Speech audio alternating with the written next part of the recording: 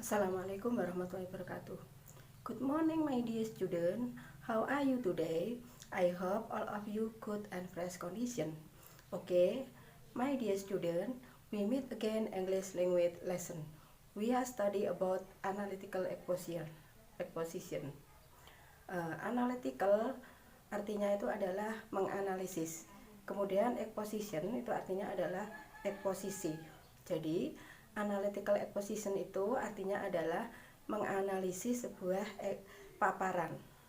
Sedangkan definisi of analytical exposition itu adalah analytical exposition is kind of text with concise into the kind argument. Analytical exposition merupakan jenis teks yang termasuk ke dalam jenis argumen. Teks ini berisi tentang pemikiran terperinci tentang sebuah kejadian atau peristiwa yang ada di sekitar. Misalnya adalah tentang fenomena alam.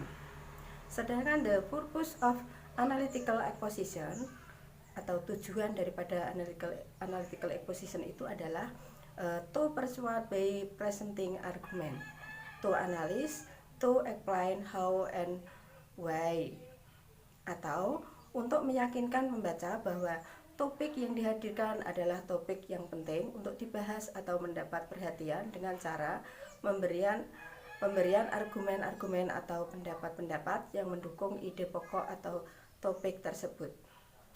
Yang selanjutnya adalah generic structure of analytical exposition. Ada tiga daripada generic structure atau generic structure itu bisa disebut dengan kerangka atau urut-urutan. Yang pertama adalah tesis, yang kedua adalah argumen, yang ketiga adalah reiteration. Apa yang dimaksud dengan tesis? Dalam bagian tesis, penulis memperkenalkan tentang topik atau ide pokok yang akan dibahas. Tesis selalu berada di paragraf pertama dalam analytical exposition. Yang kedua adalah argumen. Dalam bagian argumen ini, penulis menghadirkan argumen-argumen atau pendapat-pendapat yang mendukung ide pokok penulis, biasanya dalam sebuah analytical exposition. Lebih dari 2 argumen ya dalam teks analytical exposition itu ya. Yang tesis itu biasanya terletak pada paragraf pertama, yang argumen itu terletak pada paragraf kedua. Nah, untuk argumen ini biasanya ada lebih dari 1 argumen. Ada yang 2 argumen, 3 argumen, bahkan ada 4 argumen. Yang ketiga adalah reiteration ya. Reiteration itu biasanya terletak pada akhir paragraf. Bagian ini merupakan bagian penutup dari sebuah analytical exposition text yang selalu terletak di akhir paragraf ya. Reiteration berisi penulis kembali atau penempatan kembali ide pokok yang terdapat di paragraf pertama. Recommendation juga biasa disebut dengan conclusion atau kesimpulan ya, bisa disebut juga dengan penutup daripada teks itu. Kemudian yang ketiga adalah language feature. Language feature itu artinya adalah ciri-ciri daripada analytical exposition text. Mengapa kok ada ciri-ciri ya? Setiap teks itu ada ciri-ciri, gunanya untuk membedakan antara teks satu dengan yang lain. Misalnya membedakan antara teks naratif. Bagaimana teks naratif itu?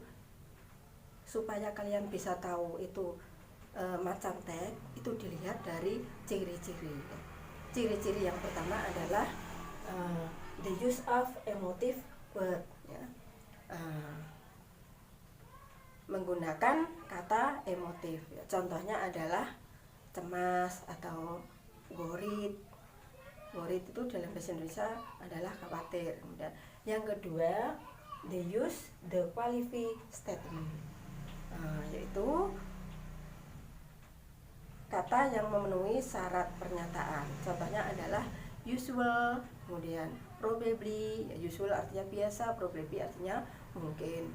Yang ketiga adalah they use word argument. They use word that link argument, menggunakan kata yang menggunakan argumen. Contohnya adalah firstly, however, on the other hand, therefore, dan lain sebagainya. Biasanya yang firstly itu terletak pada paragraf pertama, dan paragraf kedua itu biasanya disusul dengan yang lain, misalnya however atau the other hand atau therefore.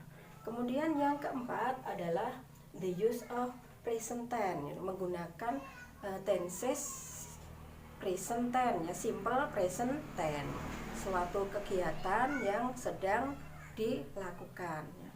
Untuk simple present tense ini nanti akan saya jelaskan pada pertemuan berikutnya. Kemudian yang terakhir adalah the use of compound and complex sentence, menggunakan compound and complex sentence, kalimat yang kompleks, ya. Inilah penjelasan daripada analytical exposition text. Nah, tugas untuk kalian adalah mencari teks yang berbentuk analytical exposition text yang ada di internet, ya anak-anak, ya. Tugasnya nanti dikumpulkan pada paling lambat jam 5 sore. I think the lesson enough today.